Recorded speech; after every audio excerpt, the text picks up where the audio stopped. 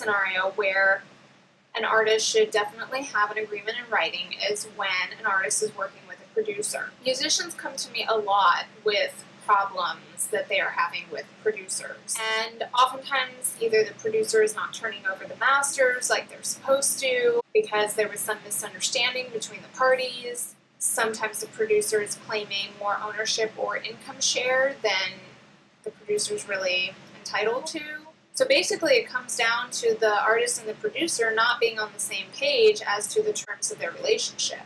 A lot of times also artists and producers leave the terms of their relationship to be worked out at a later date after the recordings have already been finished. At that time it becomes very difficult to come to an agreement when the music has already been finished, it's probably ready to be released, but the parties at this point are not very happy with each other and can't come to an agreement. And sometimes it actually ends up forcing the artist to shelve the project. A producer agreement is really important because in this situation, an artist is bringing in a third party, the producer, to contribute something to the masters and sometimes the compositions as well. Now, producers sometimes have claims to master ownership, or sometimes, depending on the stature of the producer, they might require a songwriting credit even if they didn't write on the songs.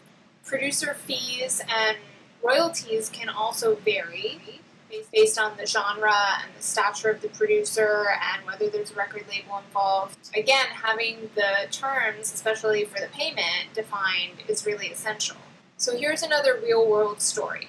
A band came to me recently after having worked on their album with several different producers, and they didn't have any written contracts. After spending a lot of money on the recording, the band had actually allowed the main producer on the album to dictate the terms of what the other producers coming in would receive. When the album was finished, the band was only left with 10% ownership of the songs and the masters.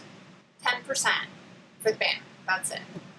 And I asked the band why they didn't seek my counsel in the beginning of this situation so that they could have retained a higher ownership share and not been in this situation.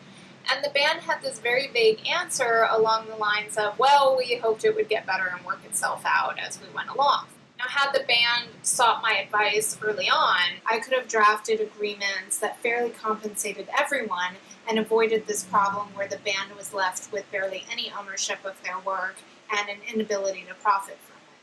How do you get these things in writing? The best option is to hire an experienced music attorney like myself to draft these agreements specifically to the situation that you're in. The next best option is to use a service like Indie Artist Resource at indieartistresource.com. Download the templates offered through Indie Artist Resource. There's contract templates that are offered. They're high quality, drafted by myself, an experienced music attorney, and they come with instructions so you know how to fill out the agreement and take care of those issues yourself. The very last resort is to potentially write something out or do something over email to just get whatever verbal agreements are in place in a written form. They don't stand up like a contract will, but at least it's better than nothing.